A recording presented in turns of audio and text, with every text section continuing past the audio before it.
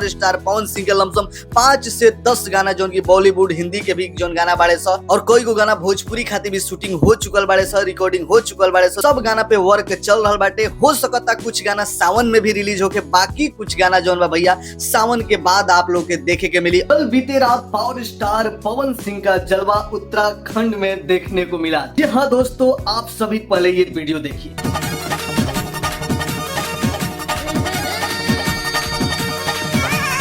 देखा आप लोगों ने वीडियो, जिस वीडियो में पावर स्टार पवन सिंह का एंट्री जबरदस्त हो रहा है और सभी पवन सिंह को देख के हैरान है।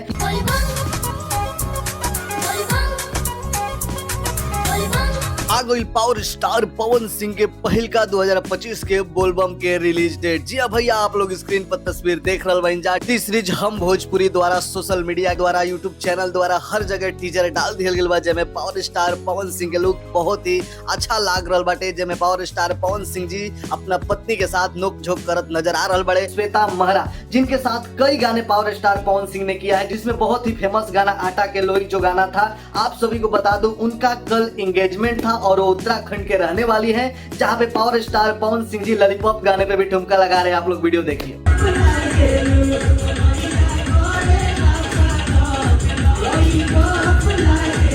देखा आप लोगों ने किस तरह से पावर स्टार पवन सिंह से ज्यादा एनर्जी में दिख रही है श्वेता महरा। अपने एंगेजमेंट में पावर स्टार पवन सिंह को बुलाई थी और पवन सिंह भी पहुंचे। पावर स्टार पवन सिंह जी दुगो और फोटो पोस्ट के लिए बड़े, जिकरा में लिखले बड़े रोल कैमरा एक्शन। जी भैया, दिल्ली और माही मूवी। मतलब अब तक कतने गाना के सस्पेंस बनल बा के कई गो गाना शूटिंग हो चुकल बा, रिकॉर्डिंग हो चुकल बा और कंफर्मेशन भी हो चुकल बा कि हई गाना आवे वाला बाड़े सा। लेकिन इस बीच में गौर नया गाना के जानकारी पावर स्टार पवन सिंह दे दिले और कहीं ना कहीं फैंस के अंदर बेकरारी तो हइये बाटे, बेचैनी तो हइये बाटे। लेकिन ये बेचैनी और बेकरारी के बहुत कंट्रोल करके रखे के पड़ी, काहे कि सावन चढ़े वाला बाटे और सावन के गाना जौन बाटे काल रिलीज होके जा रहल बाटे। जौना गाना के नाम बाटे हरियर चूड़िया खातिर टी सीरीज हमार भोजपुरी से आई नई गाने पे भी डांस किए पावर स्टार पवन सिंह और श्वेता महरा। आप लोग देखिए।